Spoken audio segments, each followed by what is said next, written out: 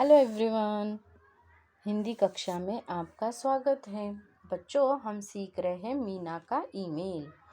तो देखो, ईमेल यह चीज़ क्या है आप लोगों को पता होगी कि देखो बच्चों, पुराने ज़माने में हम लोग क्या करते थे, एक दूसरे की हाल मतलब एक दूसरे को हमारी पहचान मतलब हम कैसे हैं, हम कहाँ रहते हैं या फिर किसी की पूछताछ करने के लिए हम पत्र भेजते थे। एक दूसरे को हम पत्र द्वारा हमारा हाल बताते थे। तो उसी प्रकार अभी हम क्या करते हैं, ईमेल करते हैं या फिर हम फ़ोन पर मैसेजेस भेजते हैं। तो हमें पता चलता है कि हमारी जो पहचान की व्यक्ति है वह कैसे है। तो इसी प्रकार पहले के ज़माने में हम पत्र भेजते थे, वैसे ही यह ईमेल जो है वह आज के ज़माने का पत्र है। तो देखो, इसमें एक नानी और एक मीनी मतलब एक लड़की छोटी सी, इनकी यह कहानी है। तो इस कहानी में क्या बताया गया है वह आज हम देखेंगे। तो देखो, पहले मैं यह कहानी पढ़ती हूँ। तो आप अगर किताब देख रहे होंगे बच्चों, तो इसमें आपको पता चलेगा कि इसके बीच बीच में आपको क्या दिखाई दे रहे हैं, कुछ चित्र दिखाई दे रहे हैं। तो देखो, पहला जो नानी जी मतलब दादी, एक बूढ़ी औरत का चित्र वहाँ पे दिखाई दे रहा है। मीना मतलब एक छोटी सी लड़की।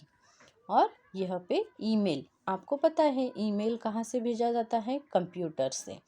तो यह ईमेल का पिक्चर है। तो इसी प्रकार यह क्या है, एक ईमेल की कहानी है। तो क्या है कहानी, चलो आओ देखते हैं हम बच्चों।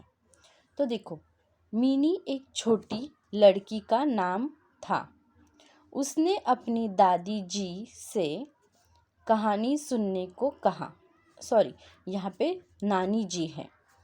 नानी जी से कहानी सुनने को कहा। नानी जी ने चंदा मामा की कहानी सुनाई। यहाँ पे चंदा मामा का चित्र है। तो इसका मतलब है कि यहाँ पे क्या है, नानी जी ने किसकी कहानी सुनाई उनको, चंदा जी की। मिनी को कहानी बहुत अच्छी लगी। रात को उसने खिड़की से, आपको पता है खिड़की से देखो बाहर यहाँ पे क्या दिखाई दे रहा है आपको, चंदा मामा दिखाई दे रहा है। खिड़की के बाहर देखा।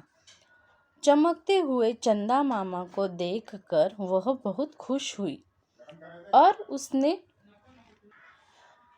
उसने खिड़की से जब बाहर देखा तो बाहर एक चंदा मामा जो है वह चमकते हुए उसे दिखाई दे रहे थे और उन्हें देखकर वह क्या हो गई, बहुत ही खुश हो गई।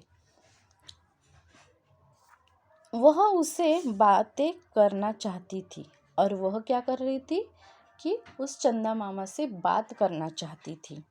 उसने सोचा कि वह चुनमुन भैया मतलब उनके भैया जो है उनका नाम है चुनमुन भैया से कंप्यूटर पर ईमेल भेजने को कहेगी। भैया से चंदा मामा के नाम एक ईमेल लिखवाएगी।